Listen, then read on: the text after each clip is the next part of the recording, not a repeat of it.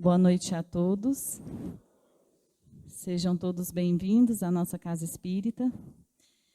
Que Jesus possa ampará-los na noite de hoje, dar toda a assistência e o auxílio necessário, aquilo que cada um de nós veio buscar, né, na noite de hoje, que possamos receber toda a assistência. Eu vou fazer uma pequena leitura aqui de uma mensagem de autor desconhecido. Ela se chama Acalma-te. Evita a cólera. A irritação agrava a enfermidade, desequilibra a mente, afeta o espírito negativamente.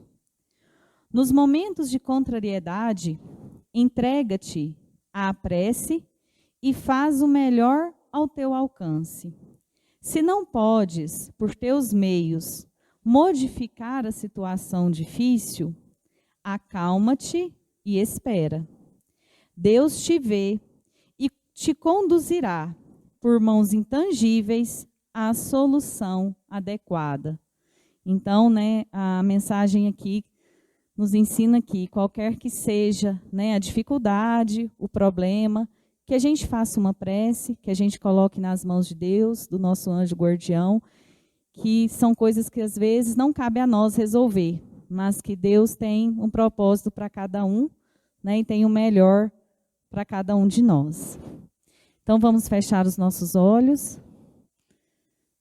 agradecer a oportunidade na noite de hoje, a oportunidade de estarmos na Casa Espírita, buscando pelos ensinamentos de Jesus, o estudo do Evangelho, que possamos abrir a nossa mente, o nosso coração, para as palavras da noite de hoje, para os ensinamentos da noite de hoje, e que possamos também levá-las para o nosso dia a dia, para os nossos locais de trabalho, para o nosso lar, que possamos mentalizar também a todos os nossos familiares que não puderam estar presentes aqui fisicamente, mas que eles recebam também a assistência e a nossa prece na noite de hoje. Que assim seja. Nós vamos convidar agora o nosso irmão Celso, que vai falar um pouquinho para nós na noite de hoje.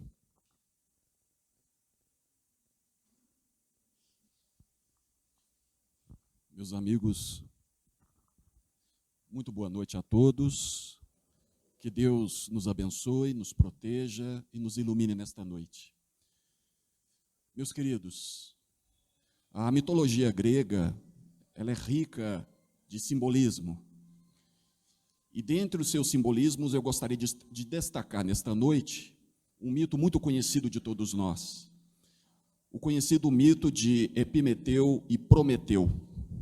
Epimeteu e Prometeu são dois irmãos titãs que venceram, juntamente com os demais deuses do Olimpo, o deus Cronos. E depois que conseguiram, nessa grande batalha, a vitória, Epimeteu e Prometeu foram recompensados pelos deuses do Olimpo. Prometeu significa aquele que vê antes, que vê o futuro. E Epimeteu, pelo sentido etimológico da palavra, é aquele que vê antes, ou aquele que vê o passado, em retrospectiva. Como eu disse, depois da vitória, eles foram recompensados. Prometeu e Epimeteu foram recompensados pela oportunidade, no caso de Prometeu, o grande titã, foi recompensado com a possibilidade de gerar seres, de criar todos os seres vivos do planeta.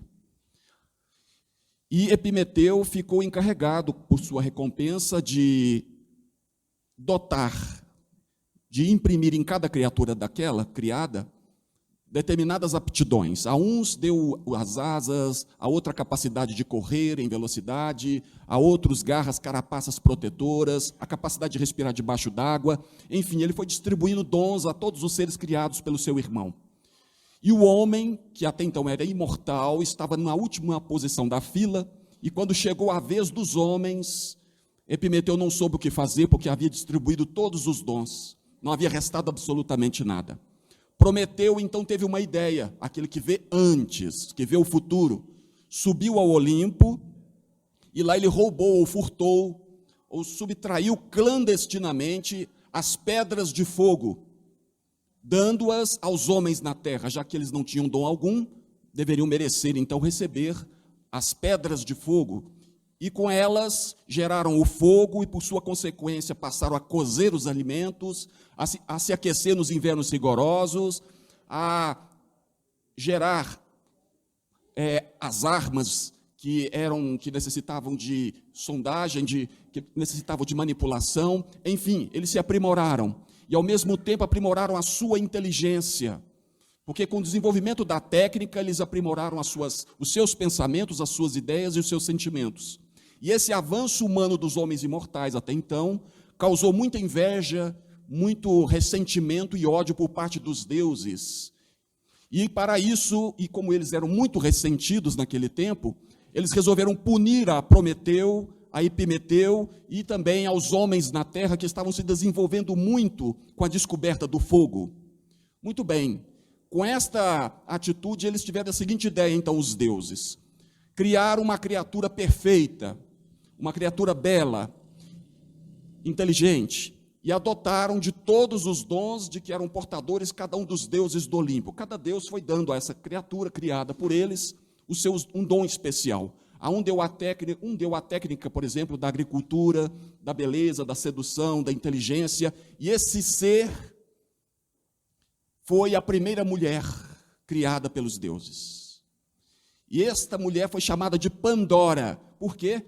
Porque Pan é para todos e Dora todos os dons. Pandora é aquela que é portadora de todos os dons. Como toda mulher, ela é portadora em si de todos os dons concedidos pelos deuses.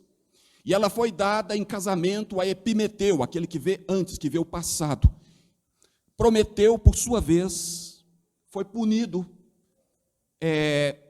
foi levado, então, ele foi punido e foi conduzido a um monte chamado Cáucaso, onde foi acorrentado e onde ele teria o seu fígado comido todos os dias pela águia de Zeus. E à noite o seu fígado se regeneraria, e no dia seguinte a águia retornaria para comer novamente, e assim sucessivamente por toda a eternidade. Como eu disse, Pandora foi criada pelos deuses e foi dada em casamento a Epimeteu. Epimeteu a recebe, quando a vê, ele se apaixona, mas Prometeu, que já havia sido solto pelo deus Hércules, porque ele subiu por lá e o soltou das correntes no Monte Cáucaso, o advertiu, porque é aquele que vê antes, e lhe disse o seguinte: Epimeteu, muito cuidado com os presentes dos deuses. Mas não teve jeito, ele estava enamorado, ele estava apaixonado, ele se encantou com aquela criatura perfeita chamada Pandora, e então casou-se com ela. Mas junto dela veio também um outro presente dado aos homens. Prometeu foi punido, Epimeteu recebeu este presente dos deuses em casamento, mas Pandora recebeu uma caixa muito especial. E os deuses advertiram, é uma caixa presenteando-a pelo seu casamento. E os deuses a advertiram dizendo o seguinte: olha, não abra esta caixa até o momento certo. Mas casados, os anos se passaram, e ela então, espicaçada pela curiosidade, então abriu a caixa. E quando a caixa se abriu, saíram de lá todos os males possíveis, todas as tragédias, todas as coisas feias e tristes, como, por exemplo, a guerra, a fome, a miséria, o ódio, a intolerância, o desrespeito, a violência, e o mundo ficou do jeito que está por causa da curiosidade de Pandora. Vocês acreditam? E o mundo ficou do jeito que está. Mas diz o texto, diz a mitologia grega, que quando ela abriu novamente, olhou para o fundo da caixa, que já estava quase vazia, ela viu que havia restado uma coisa que não havia fugido: a esperança. A esperança. Que curioso. Porque depois de todas as tragédias, o que resta é sempre a esperança. A ideia da esperança também aparece, meus amigos, no livro de Josué, no Antigo Testamento.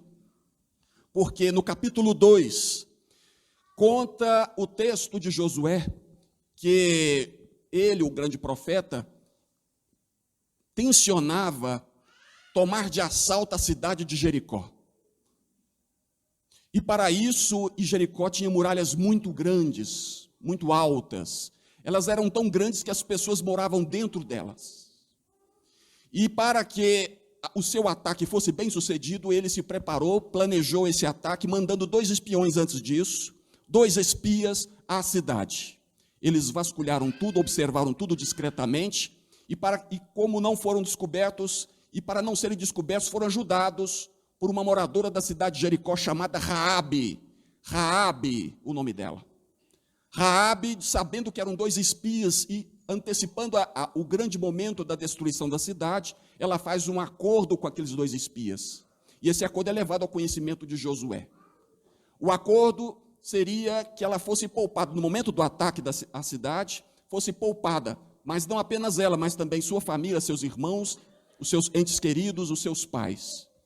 E eles fizeram a seguinte proposta: para que você seja poupada no dia da destruição, coloque uma corda, um fio vermelho, escarlate, na janela, para que quando os exércitos chegarem, saibam que ali há uma aliada que deve ser poupada juntamente com sua família. Esse fio é o fio da salvação de Raabe. E esse fio em hebraico, na tradução em hebraico, significa tikvar. Tikvar. Tikvar significa fio, corda, mas significa também, por incrível que pareça, esperança. Nos estudos bíblicos devemos sempre considerar isto. Portanto, a tikvar é um fio de esperança de salvação. A expressão é curiosa, quando a gente diz assim, ainda resta um fio de esperança, vem daí. E o que nós estamos tentando fazer aqui é recuperar o sentido da palavra. Portanto, a esperança é um fio que liga o alto com o de baixo. É uma ligação. É um ponto de ligação entre 2 extremos, entre 2 dimensões, a de cima com a de baixo. E representa a perspectiva de uma salvação.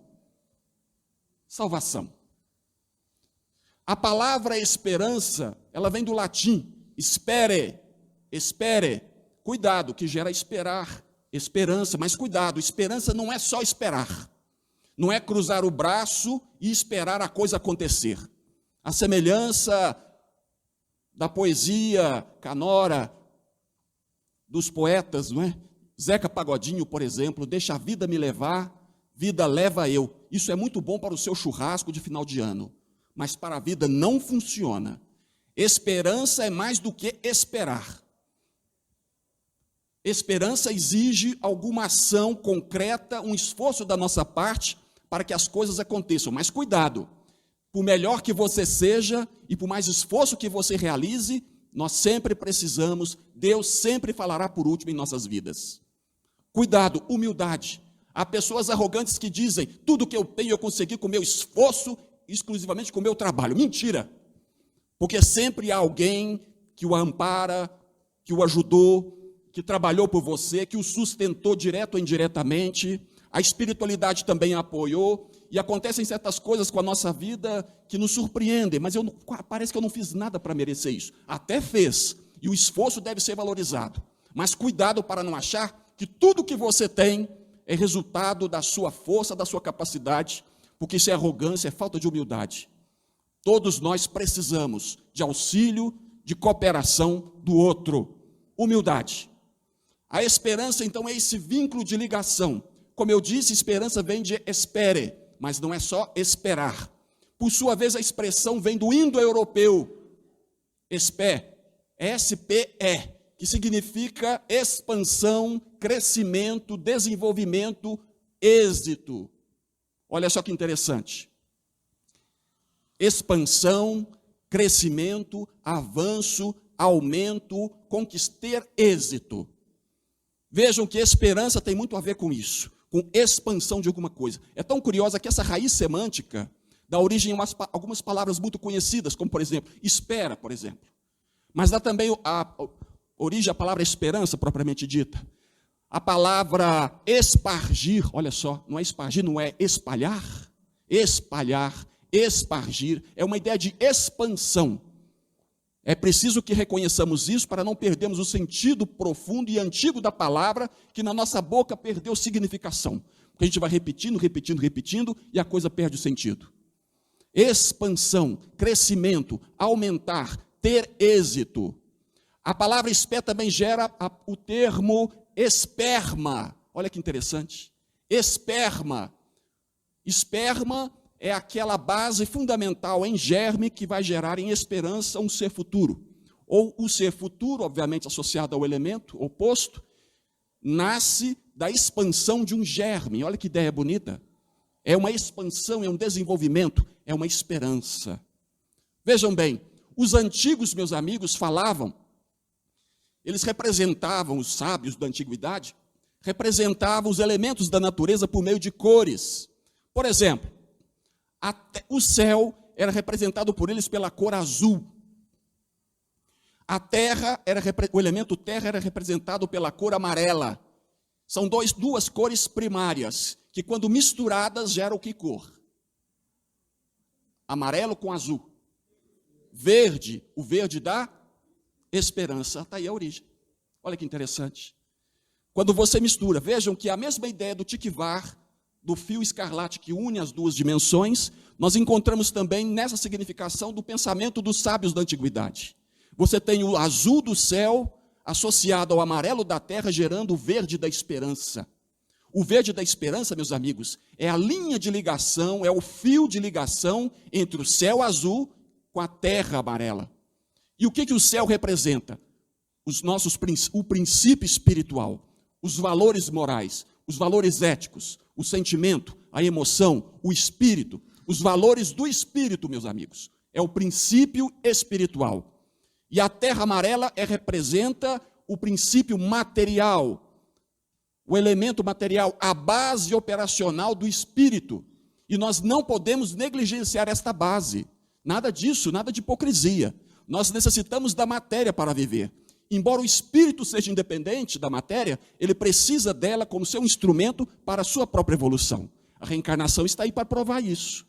Vejam bem, a esperança é essa expansão entre a dimensão do princípio espiritual no céu, rumo ao princípio material do amarelo da terra. Vocês entenderam?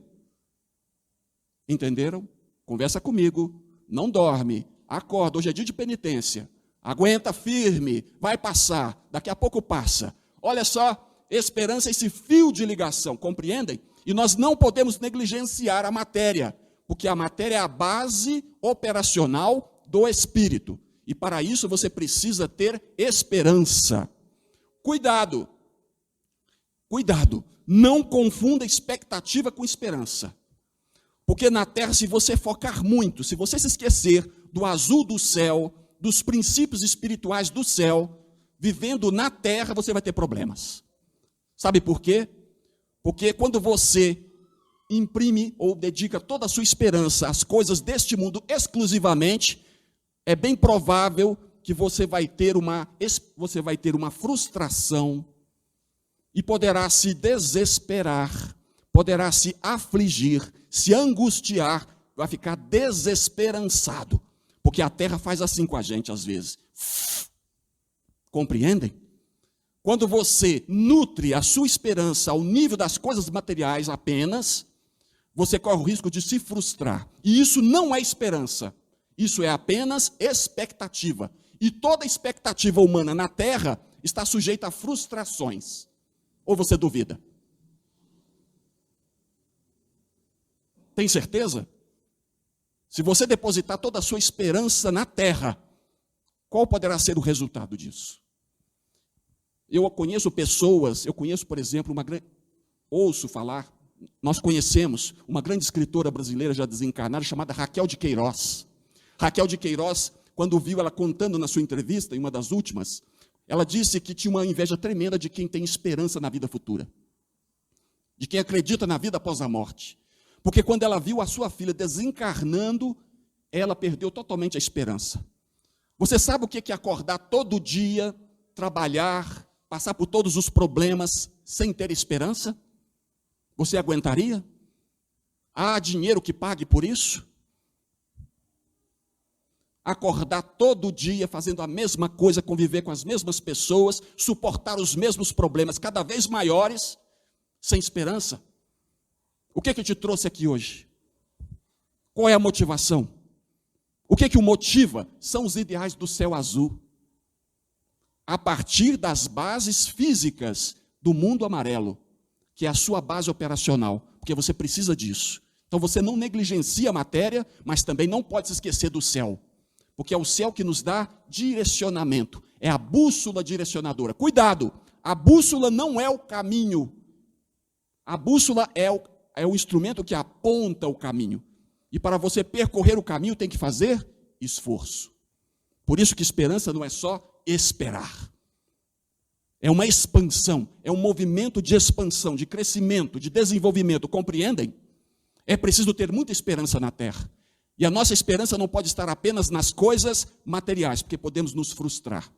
Olha, cuidado, é Jesus que nos adverte, meus amigos. Lá no capítulo 6 de Mateus, versículos 31 e 33, olha que Jesus fala, hein? Não é nenhuma recomendação, é uma advertência. Não vos inquieteis com o que havereis de comer, de beber e de vestir, porque os gentios também buscam as mesmas coisas, e Deus sabe do que tendes necessidade.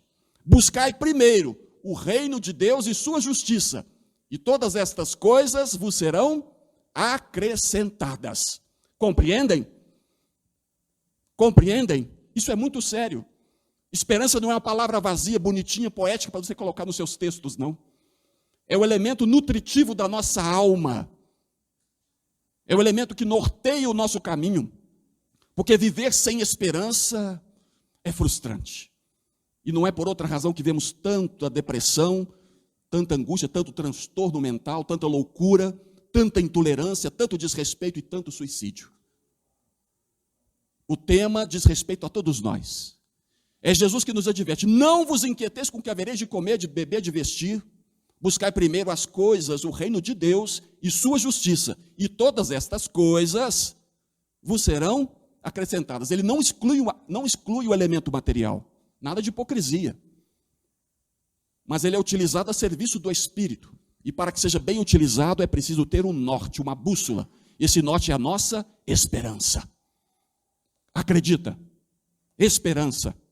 Emmanuel, no capítulo 75 do livro Vinha de Luz, ele escreveu um capítulo chamado Esperança, olha que interessante. E ele diz o seguinte, a esperança, logo na primeira linha, no primeiro parágrafo, que é curtinho do capítulo, ele diz assim, a esperança é a luz do cristão. Você é cristão?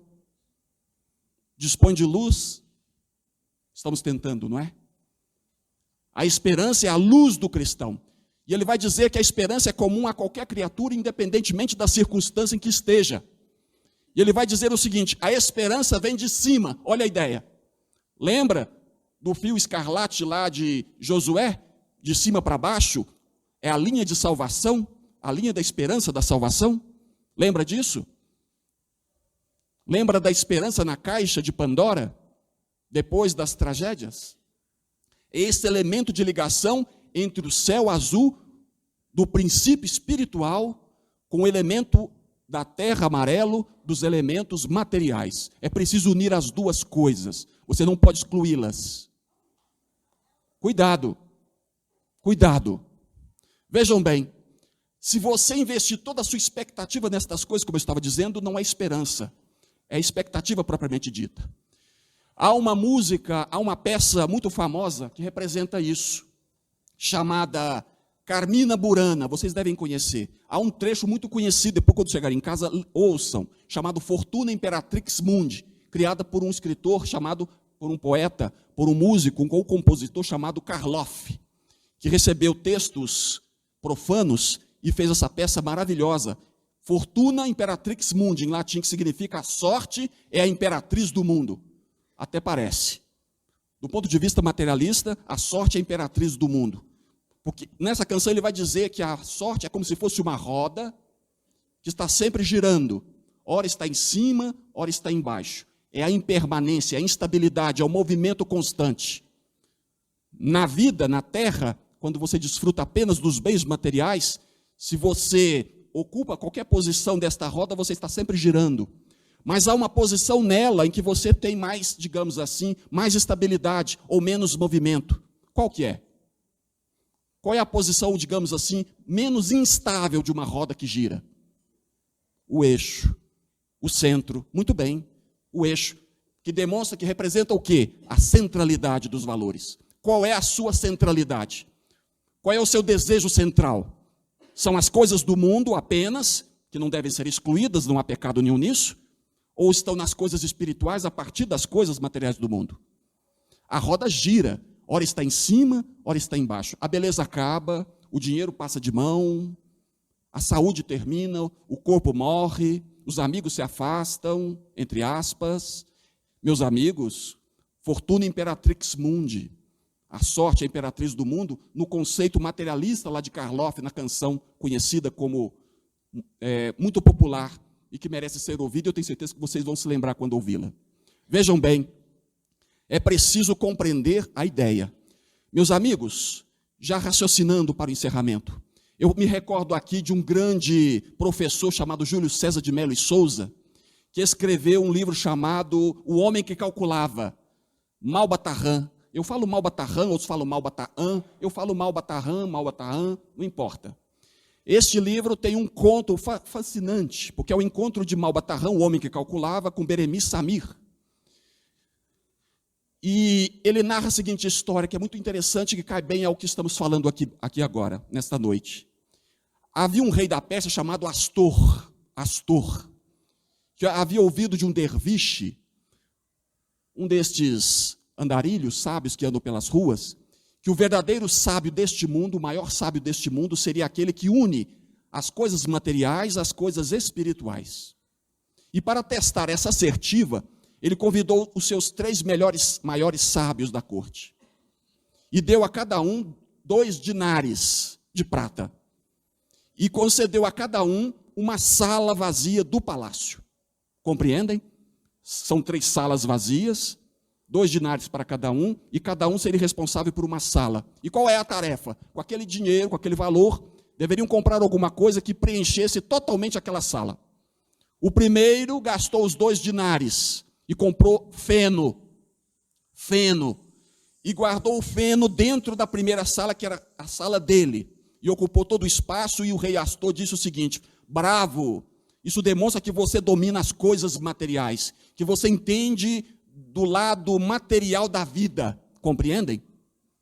O segundo veio e disse apenas assim, falou: olha, eu só gastei meio dinar, e comprei apenas uma vela. E acendendo a vela, com a luz da vela, toda a sala que foi dada a ele, atribuída a ele, se iluminou. Compreendem? E ele disse o seguinte, e o rei Astor respondeu bravíssimo: eu não teria pensado melhor. Isso demonstra que você domina as coisas espirituais da vida, porque a luz significa isso, o elemento espiritual. Compreendem? E aí veio o terceiro sábio, que ficou um pouco apertado. E ele pensou: eu poderia não fazer nada, porque a sala nunca esteve vazia, a sala está ocupada de treva e de ar, mas para não ficar muito feio para mim, ele disse ao rei Astor: eu vou pedir licença ao meu primeiro colega. Foi à primeira sala e pegou um ramo, um pouco de feno, foi à segunda sala, queimou o feno na vela acesa, e com a fumaça ele preencheu a sua sala. E o rei ficou impressionado e disse: bravíssimo, eu não teria pensado coisa melhor. Isso demonstra que você, de fato, é o maior sábio do mundo, porque você uniu o elemento material da primeira sala com o elemento espiritual da segunda sala, que era a luz, e gerou a terceira, que é a união das duas coisas. Você é um sábio, o maior sábio, porque uniu os 2 elementos. O que é que une os 2 elementos na vida? A esperança. A esperança. E como se faz isso na vida?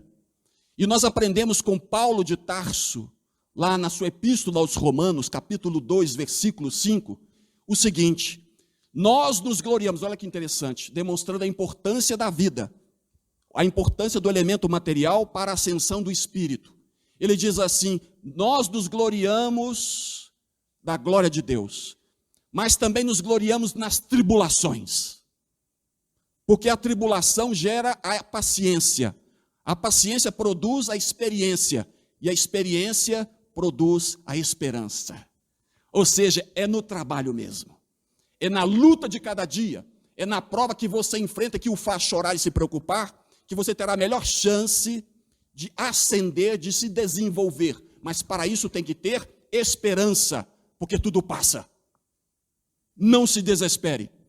Aquilo que não te mata te fortalece. Atenção, vou repetir, aquilo que não te mata te fortalece. É como se fosse aquele sapato novo que faz um calo no seu pé, sangra o seu pé, sangra o seu dedo, sabe como é que é? Dói demais, não dói? Mas depois que cicatriza, aquilo vira um calo duríssimo. E quando você comprar um novo sapato, novinho, é o seu calo que vai furar o sapato. Porque criou resistência. É na luta que você cria resistência. E para ter resistência tem que acreditar. Tem que confiar. Porque você não está só. E há muita gente torcendo por você. Compreendem isso? É fundamental esse entendimento. É a luta que nos eleva, que nos prepara. Olha que bonito, vou encerrando. Presta atenção. Allan Kardec, na pergunta 924, ele faz uma pergunta que eu gostaria de ter feito também. Pergunta 924, ele diz assim, já logo vai afirmando e depois ele pergunta. Ele diz, há determinados males que independem, males do mundo, que independem da nossa maneira de agir e que atingem os homens mais justos da terra. Vocês concordam com isso? Às vezes você faz tudo certo, você age corretamente, honestamente, você é justo, você é bom, faz o que é certo, faz do jeito certo, conforme a recomendação, e mesmo assim os problemas surgem. Faz sentido para vocês? Ou não? É só comigo? Não é possível. Porque às vezes você faz tudo certo e pensa, meu Deus do céu, por que isso está acontecendo? Não é assim? E ele afirma, Kardec reconhece, há determinados males que independem da maneira de agir e que atingem o homem mais justo. Mas aí vem a pergunta, como pode esse homem se preservar destes males? A pergunta não é boa? A pergunta é ótima, é excelente. Como podemos nos preservar disso, minha gente? Porque a gente pode evitar muitos problemas, não pode? Pode. E às vezes há determinadas cargas que nós carregamos para esta vida que não estavam previstas, porque são complicações da nossa cabeça ruim, das escolhas erradas que nós fazemos, que vão complicando a vida, mas a gente pode evitar. Isso é uma coisa. Outra coisa é quando você faz tudo certo e mesmo assim a coisa chega. O problema se assenta na sua sala e fala, resolva-me, ou eu devora, né? Decifra-me ou te devoro, como diz a esfinge, né? Compreendem? E a resposta é a seguinte, o homem, não há resposta fácil, indolor, solução indolor para as coisas não, hein, gente? O homem deve resignar-se e sofrer os males, sem murmurar, se quer progredir. Quando não tem jeito, o que você faz? Recolhe os remos e confia no timoneiro que é Jesus. Se você fez tudo certo, não tenha medo. Você vai dormir em paz. Mas é preciso se resignar para progredir, sem murmurar. Mas ele diz o seguinte, entretanto, sempre esse homem poderá encontrar consolação na própria consciência. Olha que bonito. Sempre poderá encontrar consolação na própria consciência, que lhe dará a esperança de um futuro melhor, desde que faça aquilo que é preciso para obter este futuro melhor. Ele diz que ele sempre encontrará consolação na própria consciência, sempre. E essa consolação vai lhe dar o quê? A esperança de um futuro melhor. Então você recolhe o remo e confia em Deus, com a consciência em paz. Mas para você ter consciência tranquila, você tem que fazer o quê? Fazer o que é certo. Porque se você não fizer o que é certo, terá sentimento de culpa. E o consolo não virá. Além da problemática em si, você ainda estará aflito por não ter feito aquilo que era certo. Aí é problema. Então não é sempre que você vai ter consolo. Você vai ter sempre consolo na própria consciência quando faz a coisa certa. Mas aí vem a pergunta 961. Olha que interessante. Vocês entenderam essa pergunta 924? Compreenderam? Porque vai ser fácil responder a próxima, intuitivamente, por dedução lógica. 961. Allan Kardec pergunta o seguinte: qual é o sentimento que predomina no homem no instante da morte. Por exemplo, alternativa 1, dúvida. Alternativa 2, o medo ou temor. E alternativa 3, a esperança. Qual que é? Presta atenção. Lembra da pergunta 924? Você vai ter sempre paz de consciência, você vai ter consolo na sua própria consciência, que vai te dar a esperança de um futuro melhor quando você faz o que é certo. E no instante da morte, o que deve predominar? O medo, a dúvida, o medo ou a esperança? Pensem bem. Os espíritos responderam.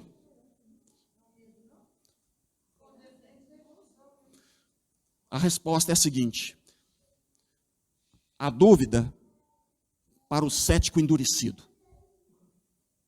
o medo para o culpado e a esperança para o homem de bem.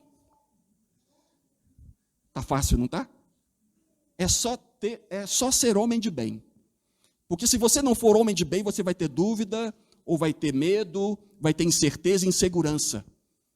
Você não vai poder desfrutar dos benefícios da esperança de um futuro melhor. A coisa está acontecendo, o mundo caindo ao seu redor, e você está com a consciência tranquila. Se a morte vier, está tudo certo. E eu vou dizer mais: a morte não existe, vocês sabiam? Você não vai morrer.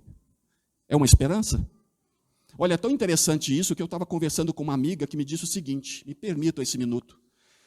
Ela me disse o seguinte, que o marido estava desencarnando em estado terminal, e ele não podia receber visita, mas segundo algumas correntes médicas, a presença dela foi autorizada. Ela entrou, ele todo paramentado, já para desencarnar, não tinha mais jeito, era mal terminal. E ela então olha para ele, quando ele a vê, a própria esposa, ele abre os olhos e pergunta o seguinte: meu bem, existe mesmo vida após a morte? Era médium de 30 anos de mediunidade na casa espírita. Espírita, 30 anos de mediunidade. Será que existe mesmo vida após a... Olha, minha gente, quando a morte chega assim de frente, olha, o peão se assusta, hein? Não é não? Porque bate o instinto de segurança, o instinto de preservação da vida. Às vezes você vai, mas às vezes não. É complicado.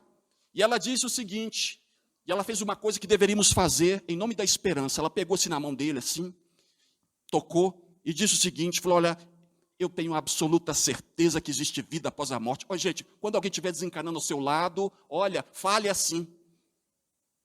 A morte não existe, eu tenho mais certeza na imortalidade da alma, eu tenho mais certeza do que eu estou te vendo aqui agora, você não vai morrer. E ela falou com tanta esperança, que ele passou mal e foi embora.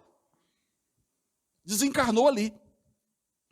Meses depois eu a encontrei, quando tudo tinha passado, o luto também, ela já estava melhor, mais tranquila, e ela me disse assim, um pouco alegre, me disse o seguinte, Celso, na verdade, naquele dia, eu estava com pena dele, porque certeza eu não tenho até hoje. Compreendam? Então, cuidado. O que prevalece? Qual é o sentimento que prevalece no instante da morte? Depende. A dúvida para o cético endurecido, para aquele que não acredita em nada. O medo para quem tem culpa. Mas a esperança para o homem de bem. No caso, a mulher de bem. Compreendem? Eu encerro, recordando aqui com vocês se lembram das Olimpíadas de 1984? Para quem estava lá, né? Alguém se lembra daquela Gabriele Anderson, uma suíça, que entrou no estádio cambaleante, uma maratonista, e ela tombando, caindo pelas tabelas, já exaurida, se acabando. Vocês se lembram disso? Alguém se lembra? Lembra? Se você se lembra disso, me encontre no final da reunião para a gente poder fazer uma prece em agradecimento, porque já estamos próximo do desembarque. Viu? Porque isso é muito antigo. Ela entrou. Os americanos e os europeus são muito duros. Isso foi em Los Angeles. E o povo muito sério. A primeira colocada entrou, houve uma alegriazinha, mas era previsível assim, o segunda também, e todo mundo foi entrando, e quando ela chegou, uma das últimas, ela entrou cambaleante porque estava exaurida. E ela, porque tinha um pouco mais de idade, sabia que não podia desistir. Sabe por quê? Porque ela era a última oportunidade que ela teria de participar de uma competição mundial. E se ela fosse tocada pelos paramédicos, ela seria automaticamente desclassificada. Ela afugentou e foi entrando cambaleando. Você sabe como é que é? Foi fazendo assim. Desidratada, acabada, esquálida, anêmica, exaurida, acabada, porque é uma Olimpíada, é uma maratona muito extenuante, minha gente, vocês não sabem o quanto.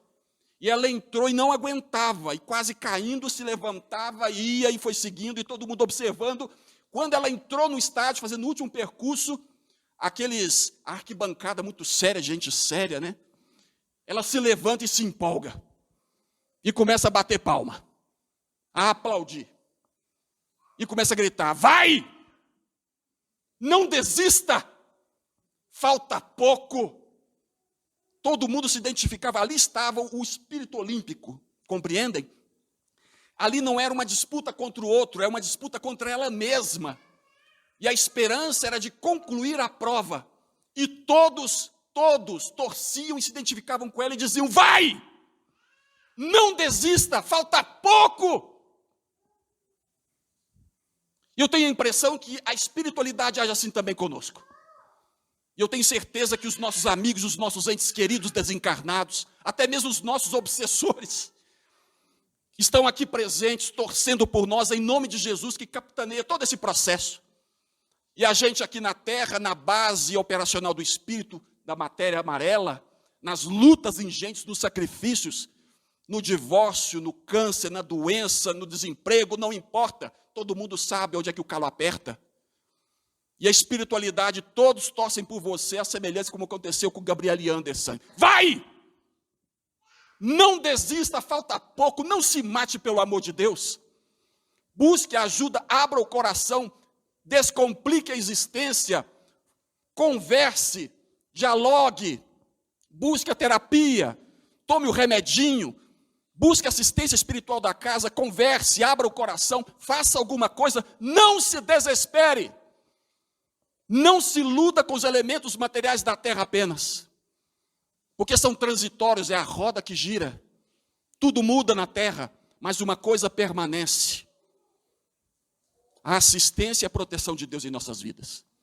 Todo mundo pode falar, os seus inimigos podem falar, você pode falar, todo mundo pode gritar, deblaterar, xingar, se desesperar, mas Deus sempre falará por último. Você não está desamparado. Há sempre esperança, unindo os elementos do céu aos elementos da terra. Vai! Pelo amor de Deus, não se mate. Não se desespere, falta pouco. E Deus está conosco.